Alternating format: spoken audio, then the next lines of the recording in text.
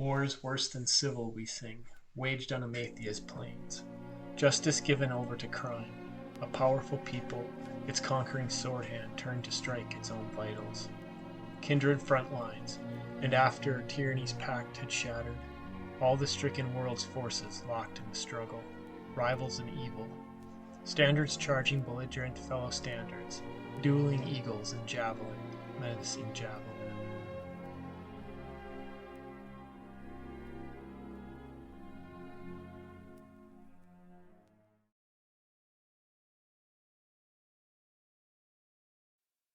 I recently finished reading Pharsalia, written about 65 AD by the Roman poet Lucan, translated by Jane Wilson Joyce.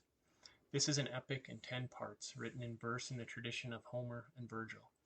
Unlike those poems, however, Pharsalia chronicles not too distant historical events, namely the Roman Civil War between Caesar and the forces of the Republic led by Pompey. I had a wonderful reading experience with Pharsalia. The poetry is stunningly beautiful, and Lucan's use of imagery and mood make the poem a joy to read simply on the level of language. Additionally, the reader learns about the events of the Civil War and the character of some of its major players. Also of interest is Pharsalia's place in the history of epic. One can compare and contrast Lucan's work with its earlier predecessors and notice several interesting features.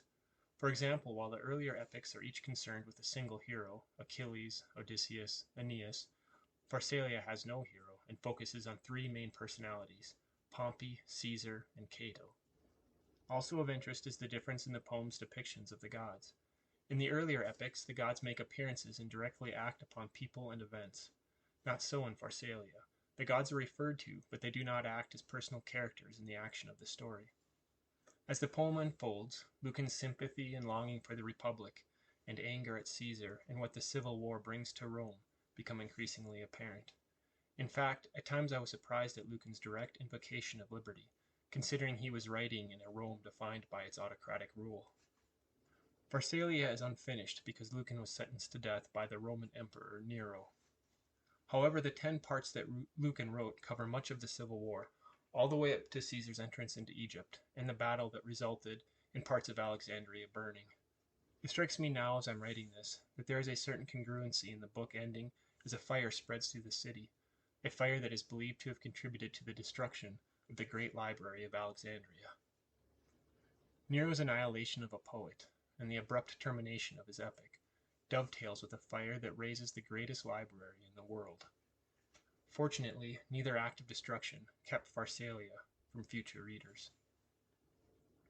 O sacred and mighty labor of poets, you snatch everything from fate, and grant mortal generations life.